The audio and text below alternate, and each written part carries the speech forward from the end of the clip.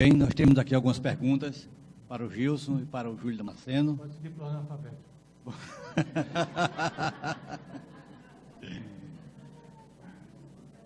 Primeira pergunta para o Gilson, meu solicitado. Será que eu vou sair desse congresso sem entender que queda é essa? Quem caiu? Quem empurrou? Se não foi empurrado, como caiu? Por favor, uma luz.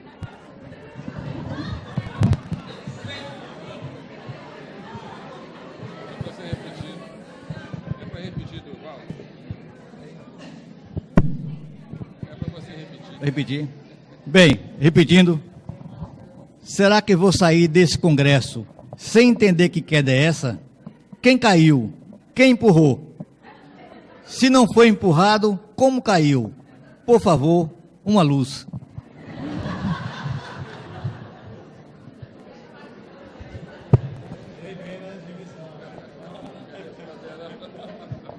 Cadê o Maurício?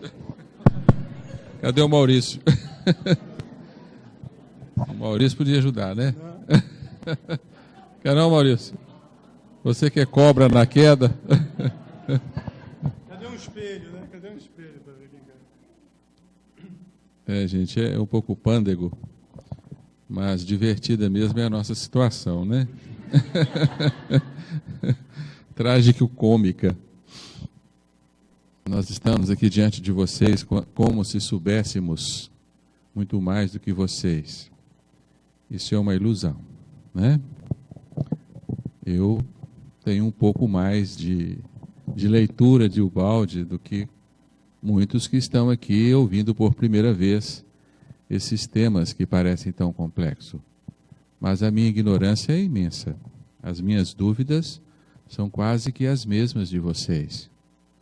Então eu posso fazer elucubrações, mas eu não tenho o poder de tirar-lhes completamente as dúvidas.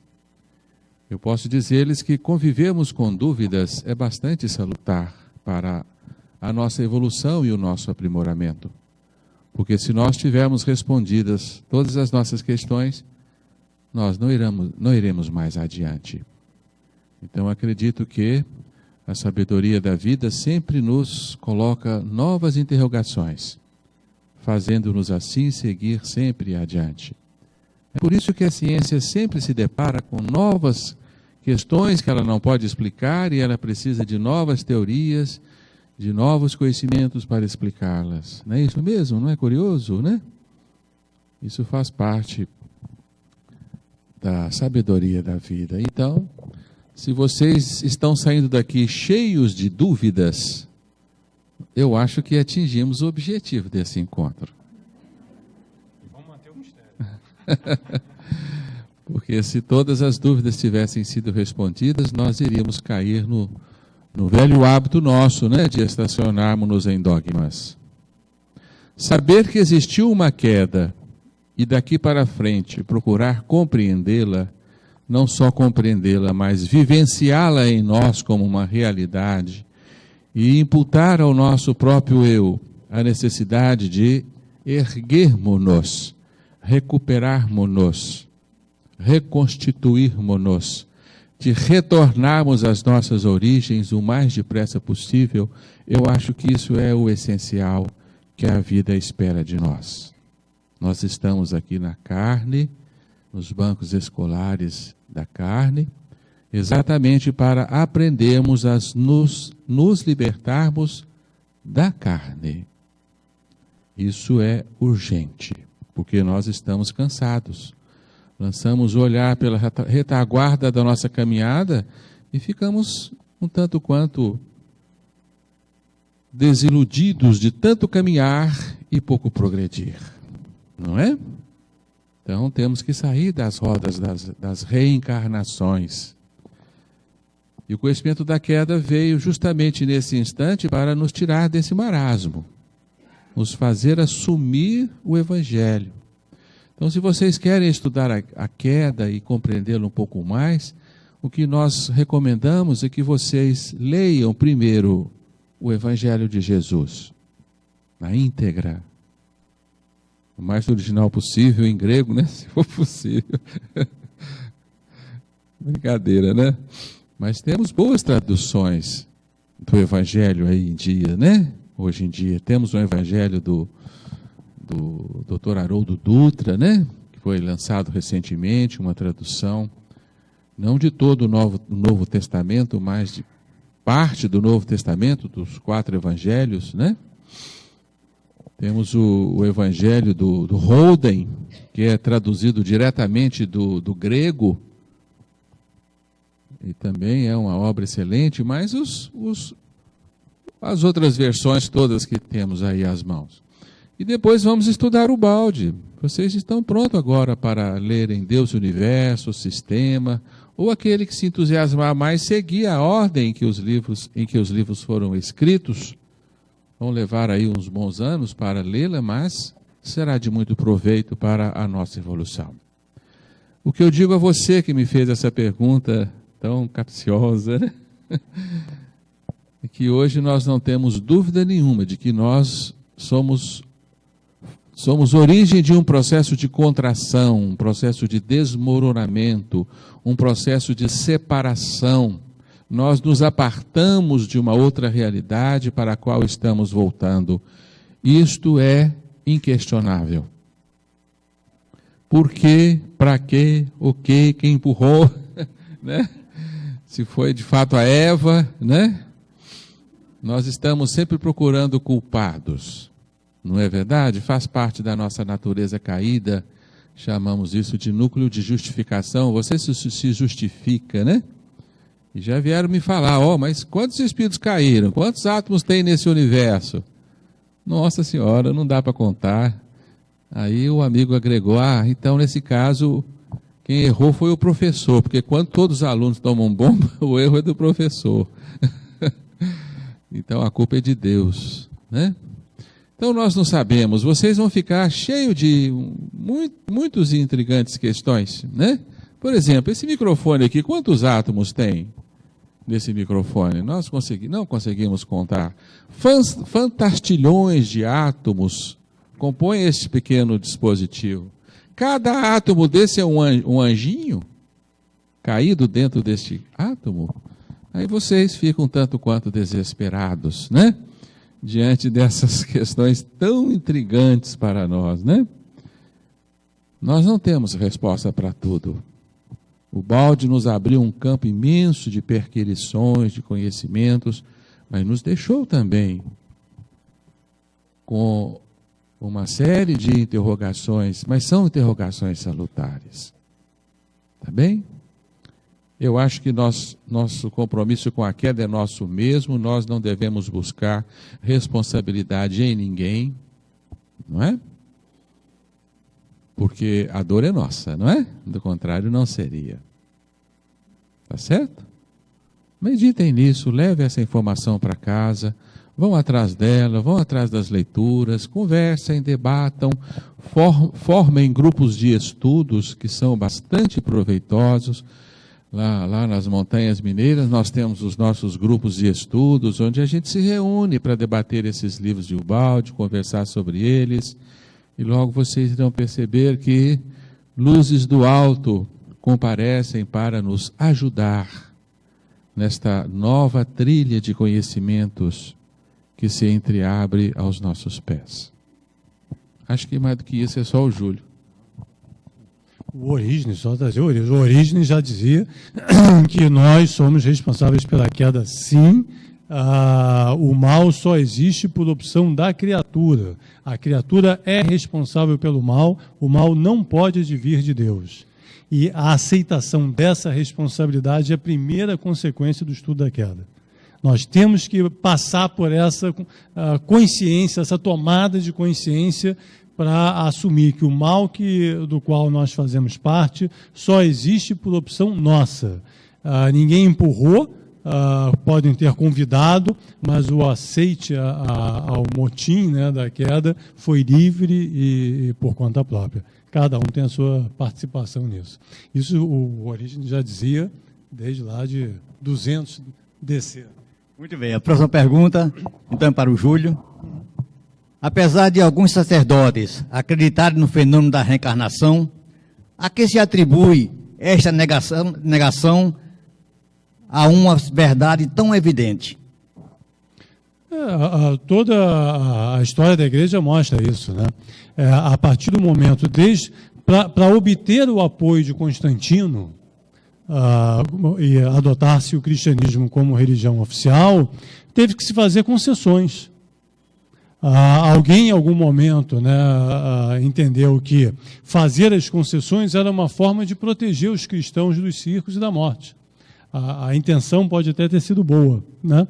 Mas o tempo confirmou que ela foi desastrosa, porque a primeira concessão à astúcia leva inevitavelmente ao caminho da astúcia.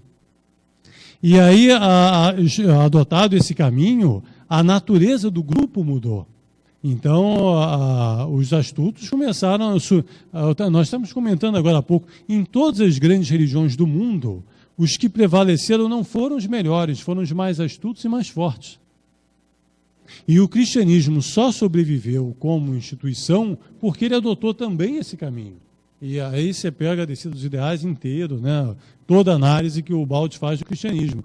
O cristianismo, como se fosse a gota do orvalho, né? Ele precisou entrar na lama para sobreviver. Porque senão ele seria devastado como ideia, como conceito, por zero de aderência à realidade humana.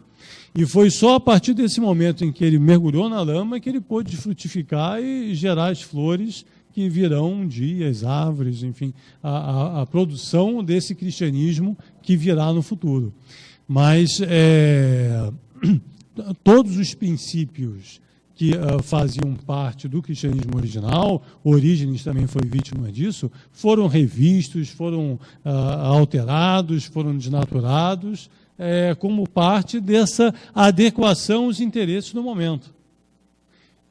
Isso vale para qualquer movimento em qualquer tempo. Não pensem que o nosso movimento hoje, por exemplo, de divulgação de Ubaldi, não poderá um dia sofrer o mesmo risco. O endeusamento da mídia, hoje a gente está aqui num grupo de 20 ou 30, amanhã a mídia começa a ufanar o Ubaldi, nós poderemos sofrer também a crise do orgulho.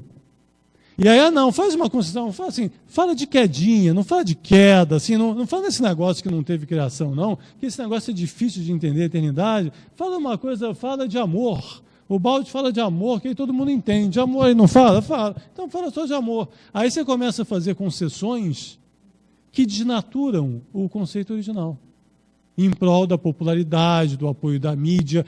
Vai fazer um programa na TV Globo, no Fantástico, mas só pode falar de amor, viu? Não pode falar de queda, porque ele não vai aceitar. É assim que começa. Então, essas concessões que vão sendo feitas ao longo do tempo é que vão desnaturando. Aí o Baldi fica popular e aparece no Fantástico, aí ele fica popular. Todo mundo vai comprar livro de Baldi, todo mundo vai... E aí a turma pensa assim, não, mas está vendo como é que a concessão valeu a pena? Porque a gente não falou lá no Fantástico, mas saiu todo mundo comprando livro de Baldi.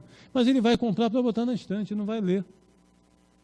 Porque esse contágio, quando você sabe o que você vai encontrar, você vem aqui, você fica aturando aqui os palestrantes 2 dias e ouvindo o verdadeiro Baldi, você sai daqui entendendo o Baldi, concordando ou não, etc., etc., mas você tem um contágio legítimo, genuíno, que você pode aceitar ou não se você quiser. Mas é íntegro, é autêntico, é honesto, é completo como o Evangelho tem que ser. Quando você desnatura por qualquer momento a pretexto de aceitação e popularidade, você quebra essa lógica. Então, isso vale para qualquer movimento religioso, está descrito por Ubaldi lá na Descida dos Ideais, e nós sempre teremos de ficar atentos para que o nosso movimento não sofra dos mesmos males no futuro. Que aí começa a ter o palestrante é mais importante do que o outro, ou então o diretor, não sei do que, aí você começa a criar hierarquias. Por isso foi muito bom o comentário do Gilson aqui. Nós todos somos estudiosos de Ubaldi. Não tem nenhum melhor do que ninguém. 2 micróbios disputando quem é mais alto do que o outro, não existe. Né? Então não dá para, eu sou melhor do que o fulano. É tudo micróbio minúsculo insignificante na grandeza da criação, somos nadas, poeira, o nada que habita uma poeira cósmica, né? E é dentro dessa realidade de pequenez que a gente precisa viver e precisa entender todo o resto. Muito bem. Nós tivemos uma quantidade muito pequena de perguntas agora no final, o que significa que o assunto que foi abordado aqui o dia inteiro foi muito bem ontem e hoje o dia inteiro foi muito bem assimilado. A grande variedade das perguntas era sobre a queda e com certeza as respostas que foram dadas até agora dissiparam essas dúvidas. Tenho apenas uma pergunta para o Júlio Damasceno. Se ele poderia nos falar um pouco mais sobre a hierarquia no sistema. Então, acho que o Maurício passou um pouco aqui por essa questão. O Baldi nos ensina que na estrutura do sistema havia uma hierarquia de funções e de potência. Embora todos fossem puros, 100% puros, porque são filhos de Deus, perfeitos, não com a perfeição absoluta que impossibilita o erro, que é só divina, mas perfeitos cada um na sua função. Então, a célula cardíaca como célula cardíaca, a célula epitelial como célula epitelial e assim sucessivamente. Quer dizer, cada um perfeito na sua função. E dentro da distribuição das funções e dentro dessa disposição de potência, havia uma estrutura hierárquica. A reação começa lá com a figura que ficou conhecida como Lúcifer e que liderou esse processo, que também é apenas um símbolo de um grupo, de uma atitude, e não um personagem específico, né? Mas, em determinado momento, uma parte de alta potência começou essa disputa de poder, de querer concorrer com Deus. A grande causa da queda é uma queda de poder, é uma briga de poder, de se achar que a semelhança era a igualdade e que podia concorrer na disputa de poder como Criador.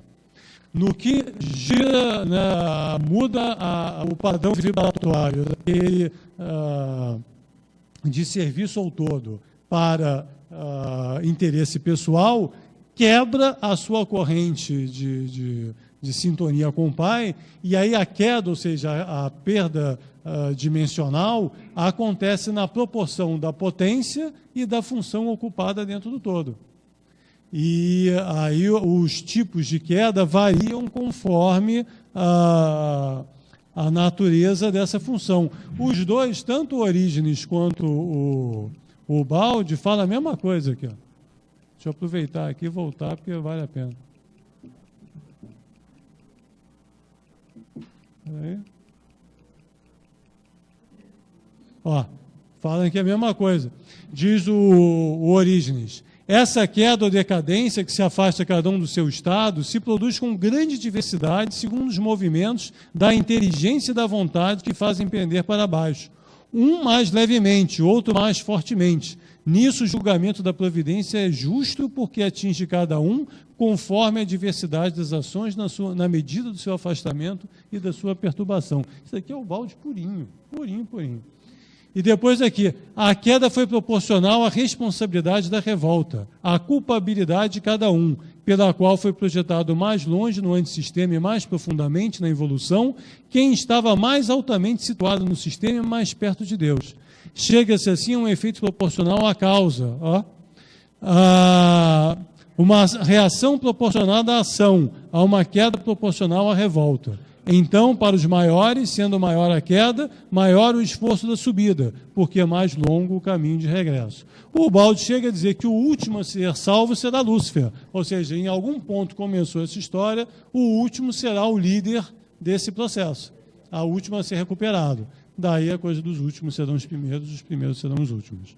Acho que o Gilson também podia fazer algum comentário. Ele fez parte daqueles que estavam lá em cima. Eu fui na dele, olha o que aconteceu. Tá vendo? É bom colocar a responsabilidade do outro, né? É verdade. Eu considero que a hierarquia da queda é um dos tópicos avançados de Ubaldi, e que vocês deverão reservá-lo para tentar compreendê-lo um pouco mais adiante. Então, eu naturalmente nós poderíamos entrar aqui até mesmo em debates a respeito do que teria sido essa hierarquia da queda, né? Mas eu acho que não é prudente para o nosso momento, né, em que vocês estão se introduzindo nesta importante temática. O que eu posso, sim, agregar para vocês é que a hierarquia é um dos tópicos da criação, em qualquer nível em que ela se expressa. Onde quer que nós situemos um fenômeno, esse fenômeno estará sempre encaixado numa estrutura hierárquica. Ele serve de apoio a um fenômeno maior e, por sua vez, é apoiado por fenômenos menores. Então, o átomo é feito de partículas, as moléculas são feitas de átomos, as células, por sua vez, né, são feitas de moléculas, os tecidos de células, os órgãos de tecidos, os organismos de órgãos, e assim sucessivamente, né? Encontraremos uma hierarquia de órgãos no nosso corpo e nós nos projetamos em sociedades, por sua vez, hierarquizadas. Então, essa hierarquia, ela é de mundos, ela é de funções, elas existem nas nossas empresas, dentro da nossa família, né? Lá em casa é a patroa que manda. Tá certo? Cadê ela? Ela está fazendo assim com o dedinho. Então sempre haverá uma hierarquia. E essa hierarquia, por sua vez, ela advém de uma hierarquia oriunda da inteligência divina. Então é inevitável nós admitirmos que lá no céu há uma hierarquia, por mais que isso nos deixe, de certa forma, intrigados. Como Deus criaria um espírito mais próximo de si e possivelmente mais importante do que outro, né? Criaria outro mais distante de si, menos importante. Isso nos intriga, porque nós tendemos a nos revoltar contra qualquer imposição de hierarquia. Então eu costumo dizer que há uma hierarquia perfeita e há hierarquias invertidas. As hierarquias invertidas fazem parte do nosso mundo, elas se baseiam no direito da força, no pressuposto da astúcia e em outros valores. As nossas sociedades se fazem base a hierarquias econômicas, não é? Aquele que tem mais ocupa as posições mais elevadas. As hierarquias intelectualizadas, aquele que sabe domina aquele que não sabe, e assim por diante. Mas são hierarquias invertidas, hierarquias que se baseiam em princípios injustos, onde um detém aparentemente mais valor do que o outro, mais importância do que o outro. Essas são as hierarquias que nós conhecemos. A hierarquia do mundo animal, onde o mais forte come o mais fraco, e assim por diante, não é? Essas hierarquias todas, elas de certa forma, incomodam o nosso senso de ordem e de justiça. Mas o que nós podemos ter certeza é que na criação original de Deus existe uma hierarquia, sim, porque sem hierarquia não há nenhum sistema de vida. Como Deus criou um sistema orgânico, como diz o Balde, o sistema é um organismo, e o organismo só funciona se ele se estruturar em um processo de hierarquias. Mas a hierarquia divina é perfeita. Agora vocês não podem me perguntar como é uma hierarquia perfeita, porque eu não sei. Né? Tá certo? E como existe uma hierarquia no sistema, existe uma hierarquia no céu, a queda se deu dentro dessa hierarquia. Isso é inevitável. E ela gerou no nosso mundo as hierarquias invertidas. Eu acho que isso basta. Só um comentário que me ocorreu aqui. Uma pista da estrutura da hierarquia divina é a frase do Cristo: aquele que quiser ser o maior, que seja o servo de todos. Quer dizer, na verdade, o maior na hierarquia divina serve a todos e não subjuga a todos, né? E aí vai. Muito bem, então encerramos nossa sessão de perguntas e respostas. Eu passo a palavra a mestre de cerimônias, Carolina. Obrigado.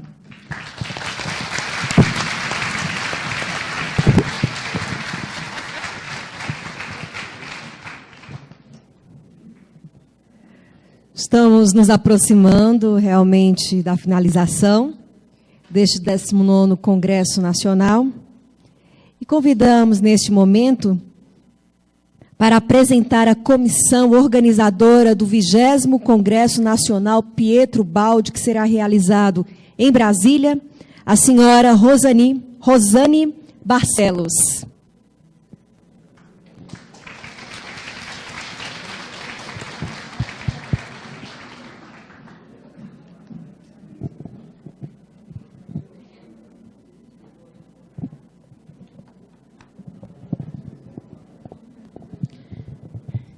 Bom, enfim, chegamos, aos finalmente do nosso maravilhoso encontro. Eu acho que a gente não tem palavras para agradecer de coração, assim, do fundo do nosso coração, todo o grupo lá do Instituto Pietro Baldi, a essa equipe maravilhosa, que eu acho que todo mundo aqui, vai fazer as minhas palavras, que é de agradecer o carinho, a dedicação, a forma como nós fomos recebidos, com amor por essa equipe.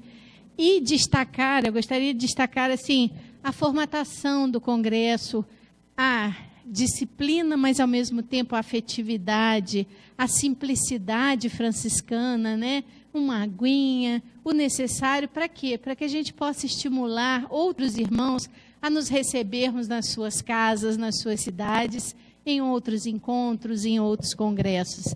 Então, fica aqui a gratidão eterna, a cada um que participou, e um agradecimento também a vocês que vieram partilhar conosco toda essa bênção de luz que a gente recebeu aqui nesses dias, nesses 2 dias maravilhosos. Então, realmente, muito obrigada, toda a equipe. Não dá para nominar, porque é uma equipe grande, mas a gente está levando um pedacinho de vocês para casa de novo, tá?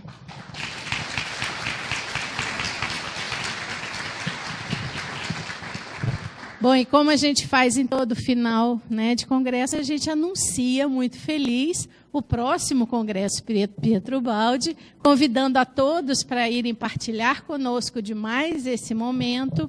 E aí, para que a gente possa fazer isso, eu vou convidar o presidente do Congresso de Fortaleza, senhor Franco Júnior, para chegar aqui à frente, e o presidente do 20º Congresso Nacional Pietro Baldi, que irá acontecer em Franca, São Paulo, o senhor Felipe Salomão, para nos convidar pessoalmente.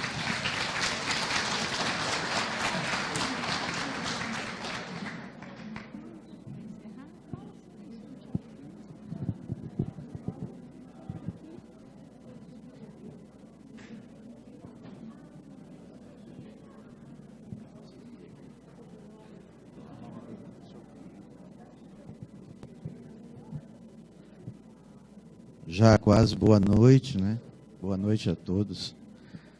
Bem, realmente a nossa palavra, ela não estava programada e nos falta a habilidade da oratória. Mas a vontade de fazer foi muito grande, de todos que estão compondo essa equipe de trabalho. É muito gratificante. Eu acredito que só quem se envolve num trabalho desta natureza é que consegue sentir o que isso representa. Muito obrigado a vocês, muito obrigado mesmo. A palavra fica com o Felipe, que vai tocar um próximo evento. Muito obrigado.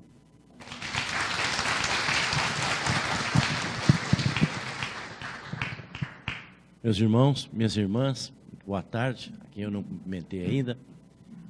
E antes de externarmos aqui o agradecimento à Fortaleza por haver nos recebido tão carinhosamente, eu quero agradecer à cidade de Goiânia e de Brasília. Os irmãos cederam o espaço para que Franca sediasse o 20º Congresso. Realmente, quando foi anunciado Brasília, era Brasília mesmo. Mas os irmãos de Brasília, os irmãos de Goiânia cederam o espaço para nós fazermos o 20º Congresso. E sei da grandeza sentimentos dos irmãos de lá, mas é que nós realizamos o 10º congresso. E como eu não tenho muito tempo aqui na Terra, eu quis fazer mais um, que é o 20º.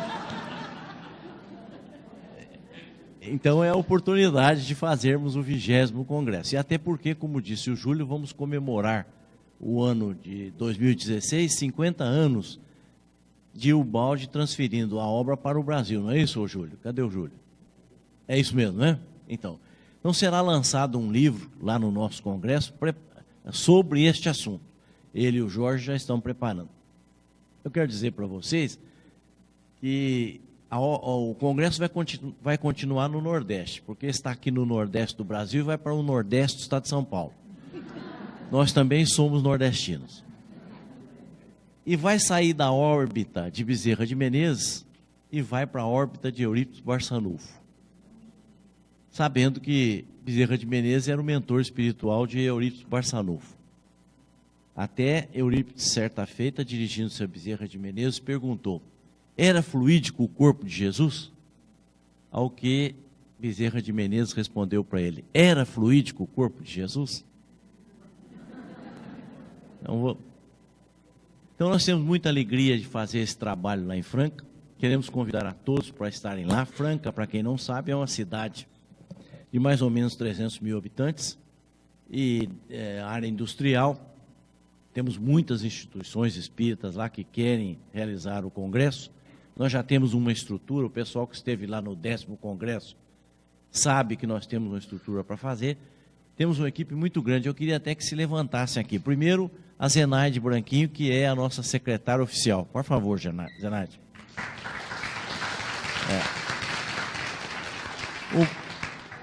O Paulo Barreto, que é o tesoureiro. Esse é que é o importante, tem que agradá-lo aí, ó. Para quem não sabe, o Paulo é o autor da cartilha, que foi distribuída apenas 4 moléculas. Ele está escrevendo um outro livro, nós vamos lançar sobre o Ubaldi. O Paulo é um dos implantadores da obra de Ubaldi em Franca. Então, foi um visionário que ficou sozinho muito tempo, depois que nós chegamos. O Rui, que é o técnico, o marido da Zenaide, que é o técnico na eletrônica, que contrata com os nossos irmãos aqui da filmagem. Bem, e eu, por falta de algo melhor, vou ser o presidente da obra, né? Mas estaremos lá para recebê-los com muito carinho. Obrigado. E eu quero dizer para vocês com uma notícia muito boa. Já falei com todos os micróbios e eles aceitaram. Vão todos falar lá em Franca, participando do congresso. Tá certo? Então, a distância de São Paulo para Franca pode ser vencida com um avião até Ribeirão Preto, que é a nossa capital regional. Para a alegria da minha esposa, porque ela é ribeirão pretana, e tudo ela gosta de falar que Ribeirão é melhor do que Franca. Há uma disputa entre nós lá. Mas como disse o professor Gilson, o doutor Gilson, quem manda sempre é a mulher, então Ribeirão sempre ganha. Com muita alegria vamos recebê-los lá. A distância de 100 quilômetros de Ribeirão a Franca pode ser vencida por uma van, a gente providencia isso aí se for preciso, né?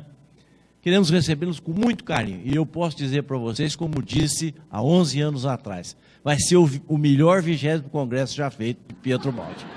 Bom, muito obrigado.